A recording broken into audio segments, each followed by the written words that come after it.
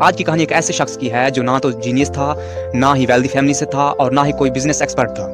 وہ صرف ایک آرڈینری سا ٹیچر تھا جس کا نام جیک ما ہے، مگر آج کل دنیا اسے the king of e commerce کہتی ہے۔ یہ کہانی ہے سٹرگل کی، ریجیکشن کی، اور کبھی نہ ہار ماننے والے کی۔ جیک ما چائنا کے شہر ہنگزو میں ایک غریب فیملی میں پیدا ہوا۔ جیک ما کو زندگی نے ریجیکٹ کیا، اسکول نے کیا، جاب نے کیا، اور پھر اس کے بعد لوگوں نے کیا۔ مگر اس کے بعد بھی جیک ما کو ایک چیز نے نہیں چھوڑا، وہ تھا اس کا بلیف۔ وہ کہتے ہیں کہ اگر آپ گیو اپ نہیں کرتے تو زندگی آپ کو کبھی نہیں ہرا سکتی۔ لوگوں نے کہا انٹرنیٹ تمہارے پاس کی بات نہیں، بزنس تم سے نہیں ہوگا، اور نہ تمہارے پاس پیسہ ہے اور نہ ہی نالج۔ مگر اس کے باوجود بھی وہ ڈٹا رہا اور ہمت دکھائی جو ہر ایک کامیاب انسان کے پاس ہوتی ہے۔ ہمت سپنے دیکھنے کی، ہمت کوشش کرنے کی، ہمت 100 بار گرنے کے بعد 101 دفعہ پھر دوبارہ سے اٹھنے کی۔ جیک ما کہتے ہیں کہ آج مشکل ہوگی، کل اور مشکل ہوگی، پر پرسوں دھوپ ہوگی۔ جیک ما KFC میں جاب کے لیے گیا۔ وہاں پر 24 لوگ ٹوٹل تھے، 23 لوگوں کو جاب ملی، مگر صرف ایک کو ناکامی ملی، اور وہ تھا صرف جیک ما۔ اور وہ ریجیکٹڈ پرسن آج علی بابا کا فاؤنڈر ہے، اور وہ ای کامرس کی وجہ سے پوری دنیا میں مشہور ہے۔